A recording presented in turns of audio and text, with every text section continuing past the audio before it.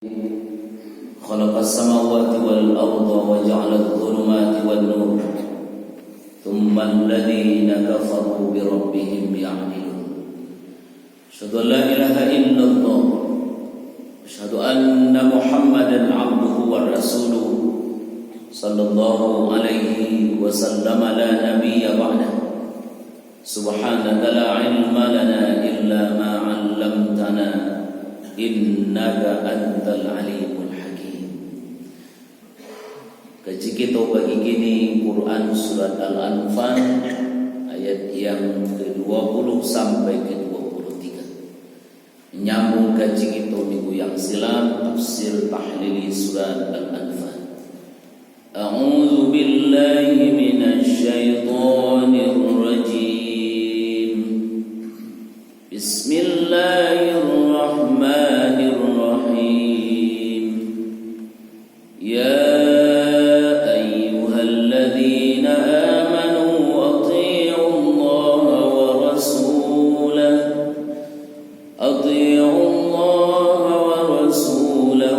wa la tawallaw anhu wa antum tasma'un wa la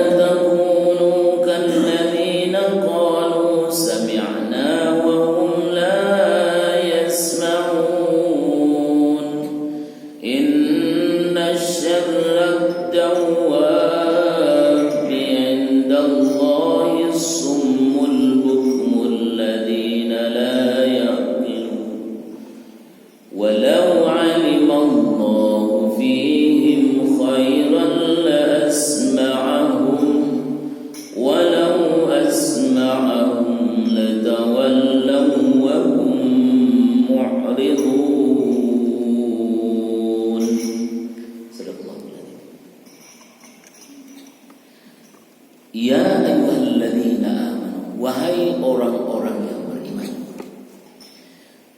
Panggilan Allah kepada kita semua orang-orang yang beriman, menumbuhkan benih-benih keimanan dalam hatinya.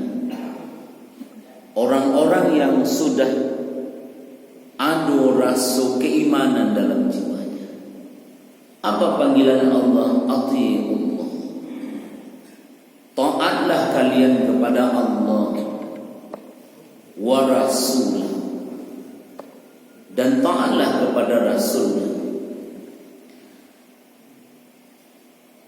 Panggilan Allah kepada kita orang beriman agar taat kepada Allah dan kepada Rasulnya merupakan panggilan kasih sayang. Karena orang bisa memilih tidak taat kepada Allah dan tidak taat kepada Rasul, bisa dia memilih. Tapi ternyata Allah panggil kita, mari awak patuh kepada Allah dan patuh kepada Rasul. Bila mana keduanya sudah kita taati, maka pada saat yang bersamaan janganlah kalian berpaling dari Allah sedangkan kalian mendengar perintah Allah. Iku peringatan Allah ke kita bahwa Allah dan Rasul prioritas dalam hidup kita yang kita patuhi. Patuh kepada Allah indak baingui. Patuh kepada Rasul sama dengan itu. Berbeda dengan patuh dan taat kepada selain keduanya. Ada batasannya. Tapi kalau dalam beragama, bila mana Allah dan Rasul yang menyuruh, maka kewajiban awas sami'na wa ata'na. Dalam Quran Bapak dan Ibu, ada dua kata yang selalu bergandengan, berdekatan. Kata Ibnu Abbas, bila mana satu di antara keduanya itu tinggalkan, maka tidak berarti ketaatan atau satu kata sebelumnya, karena keduanya kok selalu berdekatan tadi. Itu ada tiga tempat yang seringkali disebut oleh Allah Satu, ati'ullah wa ati'ur rasul. Apa maknanya? Taatlah kalian kepada Allah dan taat kepada Rasul. Bila mana ada orang taat kepada Allah Al-Quran semata, kini ada namanya aliran Quraniyun. Namanya kan rancak itu Quraniyun. Tapi setelah dibaca dan dipelajari, ternyata aliran itu hanya mengakui Al-Quran sebagai pegangan hidup. Tidak mau menjadikan sunnah sebagai ikutannya. Tidak mau menjadikan Nabi sebagai ikutannya. Maka golongan Quraniyun yang tadinya mereka betul-betul ingin menjadi orang yang beragama dengan mengikuti Al-Quran, maka Bapak dan Ibu-ibu, golongan Quraniyun belum benar kepatuhannya kepada Al-Quran, kepada Allah, bila mana tidak patuh kepada Rasul. Maka dari itu duanya pun jangan dipisahkan. Karena bila mana ada orang mentaati Allah, buktikan taatnya kepada Rasul. Sebaliknya juga begitu, kalau ada orang yang mengikuti Rasul tapi tidak mau mengakui Al-Quran dan tidak taat kepada Allah, maka berarti ketaatan kepada Rasul juga tidak berarti.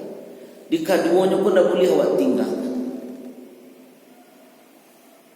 Kok penting Bapak dan Ibu-ibu, karena orang kini banyak menggugat, terutama kaum orientalis menggugat sunnah. Hadis Ibu dan Bapak ketika disampaikan di Nabi awal itu tidak langsung dicatat. Bahkan dalam hadis dikatakan dilarang di Nabi mencatatnya. La taktubu anni ghairal Qur'an wa man kataba anni falyamhu. Kata Nabi awak, jangan kalian tulis yang berasal dari ambu, kata Nabi, selain Al-Quran. Kenapa dilarang di Nabi? Salah satu faktornya karena tukang tulis tidak banyak. Nan pandai menulis tidak mudah kini. Bisa dia tunggu jari nan pandai menulis.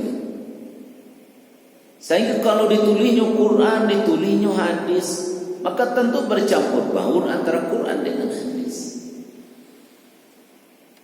Maka ada golongan tertentu hari kini menggugat keotentikan Al-Quran, keaslian Al-Quran, kebenaran sunnah, kebenaran keaslian sunnah itu. Bisa dibayangkan Bapak dan Ibu-ibu, Imam Bukhari itu abad ketiga, pertengahan abad ketiga Hijriah. Para lamunya itu 200 tahun lebih Bapak dan Ibu-ibu baru hadis itu dibukukan. Dan lebih Ibu dan Bapak lebih dari itu, namanya kok hadis kok tidak ada dong. Tidak pakai jadwal datangnya, itu masalahnya. Al-Quran turunnya tidak pakai jadwal. Kalau pakai jadwal kan bisa diagak-agai. Turunnya tiap pagi, turunnya tiap sudah mugari sama dua wirid pengajian, bisa diagak-againya. Ikut di atas kendaraan Nabi turun ju ayat. Sadang peparangnya tibo ju ayat. Di Papa dan Ibu tidak ada tempat Al-Quran itu yang tempat tertentu turunnya Quran ketika tidak. Maka betapa berat perjuangan para sahabat untuk bisa belajar beragama ketika itu. Maka wajar taat kepada Allah mesti dibuktikan taat kepada Rasul. Bila mana ada orang taat kepada Allah, meninggalkan ketaatan kepada Rasul, ikulah ingkar sunnah kepada ibu-ibu yang mereka bila mana keingkaran itu sampai ke tingkat tidak meyakini, maka mereka kepada ibu-ibu bisa kekal dalam neraka. Ya, siap dan mendustakan Nabi sebagai Rasul, maka dia akan bisa kekal dalam neraka. Yang kedua, sembah Allah dan taat kepada orang tua. Seringkali dalam Al-Quran dikatakan wa'budullah wa la tusyriku bihi syai'an wa bil walidaini ihsan. Jadi kau selalu bergandengan. Apa maknanya ketika orang patuh kepada apa? Sang menyembah Allah, rajin nyobai kepada Allah, tapi orang tuanya nyolawan, nyodurako ke orang tuanya. Bahkan kalau ibu bapak nan masih sebuah orang tua, sampailah semua kini masih ada orang tua wak. Tandanya Allah sayang kawan, menyediakan kunci serupa untuk awak. Disayang awaklah tua puluh kan ini, dan orang tua awak lebih barangkit sedang. Mungkin bahagian yang masih punya syukurlah. Di kalau ibu-ibu bapak yang seumuran kini masih duit orang tua awak baru bersyukur bana. Kenapa awak bersyukur? Karena kunci serupa masih disediakan Allah untuk awak. Merugi besarlah orang. Kata Nabi, bila mana diberi oleh Allah umur yang panjang ketemu dengan orang tuanya, tapi dosanya tidak terampuni. Kenapa begitu bapak dan ibu-ibu? Karena berbakti kepada kedua orang tua. Perintah Allah sesudah menyembah Allah Subhanahu wa ta'ala. Apalagi zaman now yang kita lihat kini, bapak dan ibu-ibu orang tua sudah mulai terabaikan nasibnya, yang seharusnya dapat kasih sayang dari anaknya, tapi ternyata mereka sudah tidak lagi diperhatikan di anaknya. Maka dari itu, mari wak sama-sama bagi awak yang memang tidak ada orang tua, tentu bakti wak kepada beliau adalah dengan sepenuh hati wak beribadat ke Allah. Karena di sana wak beribadat kepada Allah pada saat bersamaan akan datang, akan tiba orang tua wak balasan perkara jobaya itu sebagai bukti bahwa Allah menganamnya memberikan balasan atas kerajo seseorang meskipun orang itu sudah tidak ada lagi. Yang ketiga adalah dirikan salat, bayar zakat. Jadi tiga hal kau ibu dan bapak perlu ingin di kalau kaji awak sampai kini kaitan dengan taat kepada Allah dan kepada Rasul, maka bapak dan ibu-ibu taat kepada Allah dan Rasul itu jadi ibu-ibu. Belajar waka Ibrahim alaihissalam, anaknya Ismail dan istri beliau Siti Hajar. 3 orang manusia yang diuji Allah luar biasa bapak dan ibu-ibu. Sangat baik cobaan hidupnya. Bisa bayangkan ketika Nabi mesti meninggalkan anak dan istrinya. Ya. Tidak mungkin bapak dan ibu-ibu bisa seorang anak kecil dengan ibunya bisa hidup di padang pasir yang tidak ada air, tapi si ayah tetap mengatakan dia harus meninggalkan. Ketika ditanya oleh istrinya, "Ba'am aku tinggalkan kami sih. Ba'am aku pai padahal anak masih kete. Ambolun kuai leno terhambat kaki mencari nafkah. Pai kian kamari karena anak masih kete." Ketika ditanya Ibrahim alaihissalam oleh istri beliau, ikut sianan memerintah. Apa jawaban Ibrahim? Apakah ikut Allah yang perintahkan kepadamu? Ibrahim mengaku. Bapak dan ibu-ibu hadirin berbahagia, karena memang perintah Allah yang menyuruh Inyo meninggalkan anak dan istrinya di padang pasir. Maka istri beliau dengan penuh hati nerima. Kalau ikut perintah Allah, jalankan. Kalau ibu-ibu ganti kemudian tunyo laki, apa ina lagi bilang, usah balik-balik pulang lagi. Kalau produksi zaman now kan, mode ko mau tinggalkan. Apa ina lah udah belah, dah usah pulang-pulang, bawa je baju-baju ke langsung. Ternyata Siti Hajar bapak dan ibu-ibu luar biasa. Menangis anak karena ditinggalkan suami, dan suami bapak dan ibu juga meninggalkan anak dan istri karena diperintahkan oleh Allah. Betapa tegarnya Siti Hajar menghadapi cobaan hidup. Kan kuat ibu dan bapak di padang pasir, anginnya luar biasa. Akhirnya apa yang beliau lakukan menjadi syariat jutaan manusia di akhir zaman, menjadi rukun Islam. Berlari-lari lainnya, makanya berlari-lari mencari ayah untuk magih makan anaknya. Begitu sayangnya seorang ibu dari kejauhan kayak Fata Morgana nampak di air kajar lagi. Oh, latih woni jual tak ada empat. Balik lu kapan balik? Kayak ada lu balik lu ikut balik lu balik. Maka baliknya TV dan bapak menjadi syariat hari kini. Satu syariat ketika ibadah haji, melakukan ibadah sa'i.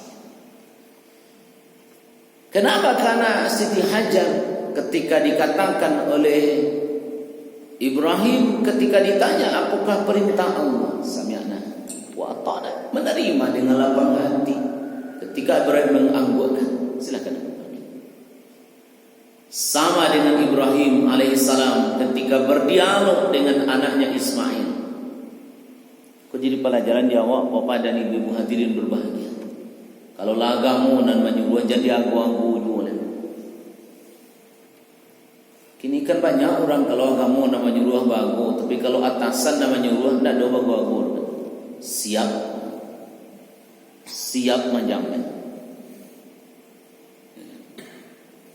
Bukan pernah mau cerita di kawan ibu dan bapak, satu kepala daerah yang luar biasa bakukunya ketika menjabat.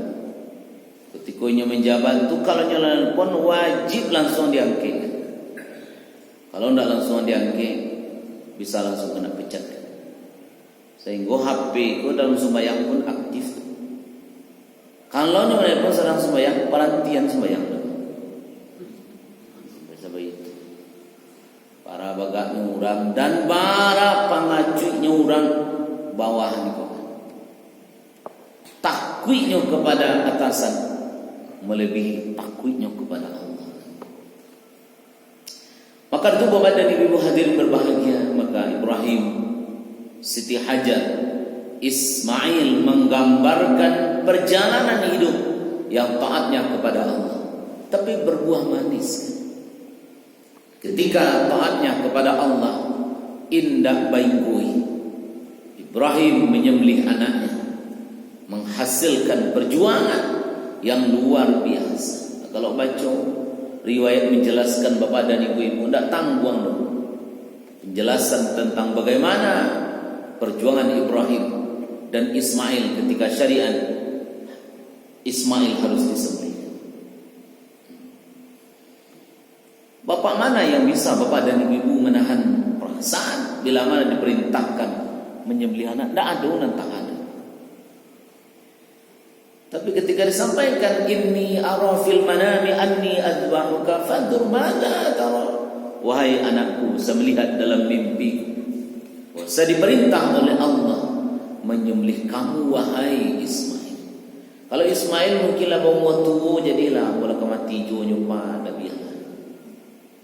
Atau anak ketik dan memang alun pandai melawan jadi belah. Iku falamma balagha ma'ahu sa'ya. Kalau tafsir dijelaskan kira-kira sampai balik sampai 7 balik. Itu kan sedang masa pancaroba tu.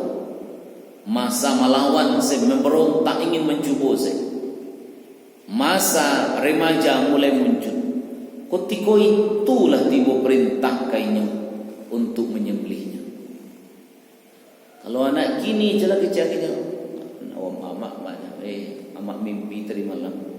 Disuruhnya di Tuhan menyembelih engkau terimalah. Bagat ini boleh ketujuh. Aja pada anak kata. Gila amak.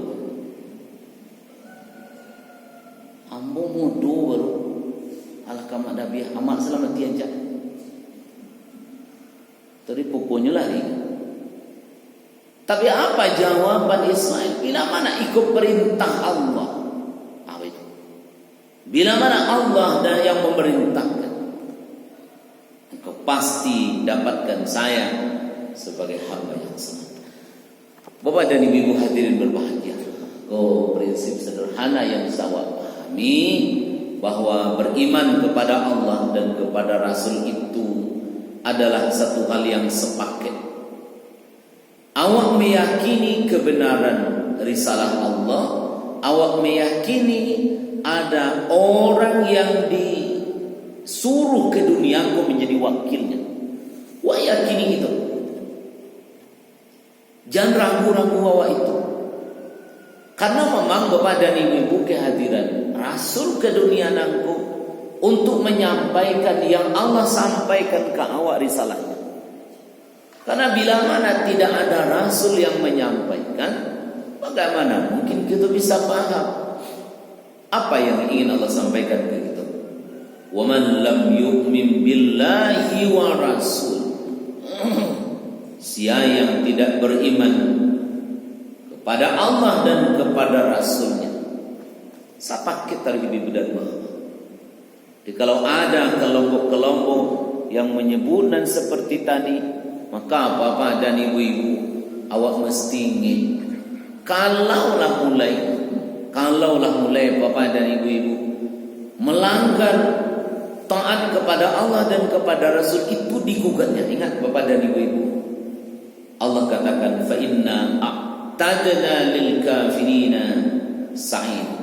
Sungguh kami sediakan untuk orang yang nyato duraku ke Tuhan itu neraka sa'ir, neraka yang menyala-nyala. Poin pertama Bapak dan Ibu hadirin berbahagia, bahwa awak taat kepada Allah, wala tawallau, jangan awak berpaling dari awak berpaling itu tidak mengikuti yang disuruh bimukhalafati amrihi, dengan melawan menentang perintah Allah, sementara kita mendengar nasihat yang ada dalam Quran dan hadis beliau. Poin Bapak dan Ibu dalam tafsir dijelaskan begitu, wala tawallau tu'ridu anhu bimukhalafati amrihi wa antum tasma'un al-Qur'an wal mawa'id. Maka dari itu jangan pernah Bapak dan Ibu dalam hidup awak ada semangat itu. Karena selama awak ikuti Nabi awak, ujung-ujung awak pasti akan berbahagia. Tapi bila mana perintah Allah dan Rasul sudah kita lawan, Bapak dan Ibu menunggu masuknya sebegini bahwa hidup awak akan cilako, karena Allah sang pemilik segala. Rasul sebagai wakilnya di dunia nangku sudah kita abaikan. Makanya dalam Quran ati Allah wa atiur Rasul wa ulil amri minkum. Tiga disebut Allah dalam ayat 59 Quran surat keempat itu. Taat kepada Allah, taat kepada Rasul, dimulai di Allah ati Allah. Ketika Rasul wa atiur Rasul, tapi ketika sampai ulil amri tidak ada lagi atiu ulil amri. Awak disuruh taat ketiganya kok. Taat kepada Allah, taat kepada Rasul, taat kepada ulil amri. Tapi taat kepada Allah tidak ada inggonya, taat kepada Rasul tidak ada inggonya. Tapi kita taat kepada ulil amri, kata Allah, ada batasannya. La ta'ata li makhlukin fi maksiatil khaliq. Tidak perlu, tidak harus taat kepada pemimpin bila mana menyuruh awak melawan perintah Tuhan. Jadi kalau suruhnya duraku ke Tuhan, Nabi inginkan kau, tidak wajib apa tu. Tapi kalau Allah dan Rasul, anda ada inggonya doh, awak harus mengikuti beliau dengan sepenuh hati. Baik tanda-tanda orang beriman kepada Allah, kepada Rasul Allah. Satu, mengakui akui dengan sepenuh hati bahwa Rasul benar-benar utusan Allah. Satu, paci dawa elo-elo bahwa tandonyo awak lai baiman ka nabi awak. Taat kepada beliau dengan mengimani beliau. Satu, wa akui sepenuh hati bahwa Nabi Muhammad dan rasul-rasulnya yang lain adalah benar-benar wakil beliau di muka bumi. Kalau tidak ada lah Nabi, ibu dan bapak, ba'anya wak narima wahyu dari Jibril. Ba'anya wak narima wahyu dari Jibril. Bayangkan bila mana Allah pun tidak mengutus utusannya malaikat. Ba'anya wak ba'agamu. Kalau ada orang percaya ke Al-Quran tidak percaya ke Nabi, ba'anya cara sembahyang juga. Ba'a caranya berpuasa, ba'a caranya bayar haji, ba'a caranya bayar zakat. Nama nang ka dizakatkan bara banyaknya kasihan nang ba'a kriterianya tak tahu ibu dan bapak.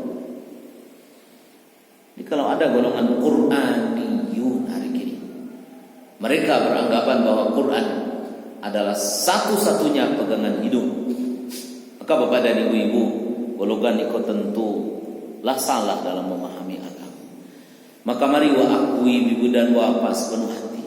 Bila mana diutus oleh Allah seorang Rasul Nabi Muhammad SAW, maka mari ya sama-sama ikuti beliau apa yang beliau patukan. Nanti akan kita sampaikan bapak dan ibu-ibu, Nabi itu kalau tagak akan di hadapan awak, kata orang usuliyi, kata orang usul, bisa Nabi itu dibagi tiga. Satu, Nabi Muhammad sebagai utusan Allah. Yang kedua, Nabi Muhammad sebagai pribadi, sebagai seorang manusia biasa. Yang ketiga, Nabi Muhammad ada karajo yang dikhususkan untuk inyuman. Contohnya, kalau karajo khusus untuk inyum saja, bagi Nabi beristri lebih dari 4 itu khusus bagi beliau. Jualan kecian ko Nabi anaknya kecilkan dan nyo amalkan. Nah, kamu itu bagi umatnya berapa lemahnya? Ampe. Meskipun ada orang terjemahkan ibu-ibu, meskipun tafsir itu tidak masyhur, di makna itu bukan 2 tapi 22 ampe. Nah, wasulasa itu berapa? 3 berapa jumlahnya? 6. Rumah itu berapa? 4, 8. Jadi memahami buliah, buliah ampe, buliah 6 dan buliah 8. Sehingga ada yang memahami begitu, dan bahkan ada yang menambahkan ampe tambahan 6 atau tambah 8, berapa jadinya? 8 baliknya. Sianya metong kacang bini ke ibu ya. Rabi ini 4 balik. Bapak dan Ibu, ada pekerjaan yang khusus ke Rasul saja. Ya.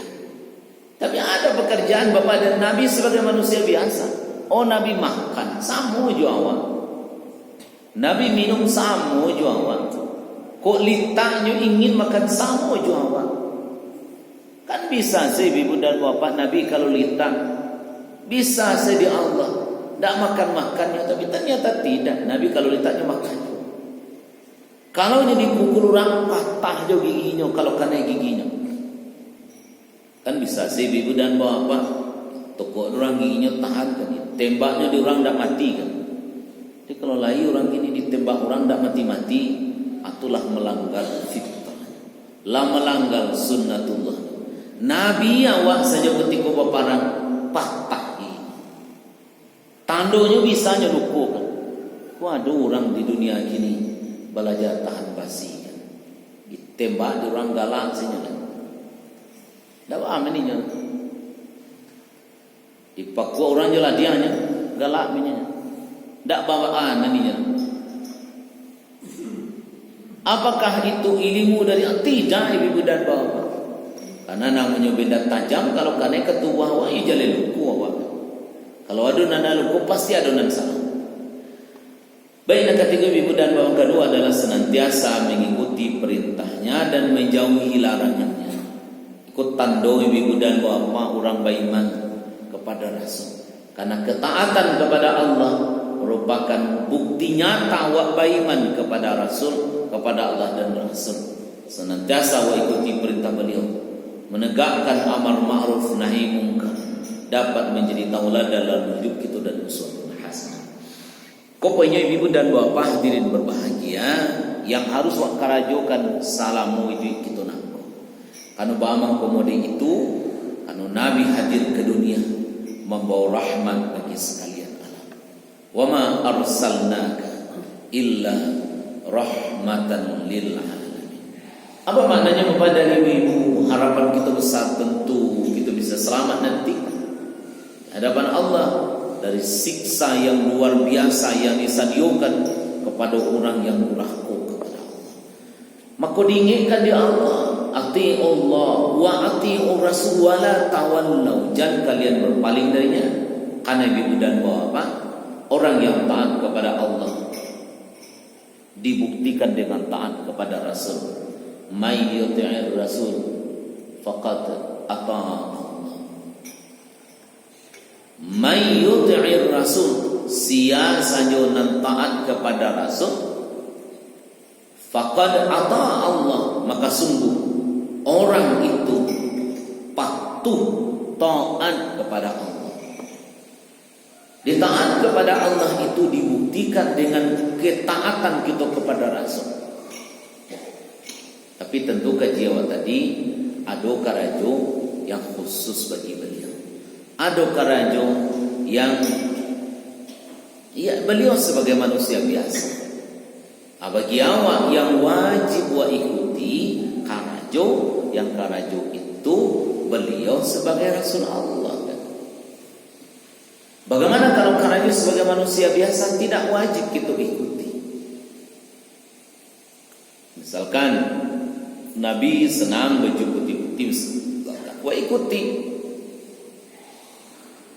Tapi bukan berarti orang yang tidak baju putih bukan berarti mereka tidak taat kepada Rasul. Ya. Bahkan dijelaskan dalam riwayat, Nabi itu kalau makan kayak daging, hanya paling suka pahunya. Apakah orang yang memakan selain pahu ayam atau kambing atau jawi tidak mengikuti sunnah Nabi? Tidak. Di Nabi sebagai manusia biasa wa ikuti beliau bila mana semangatnya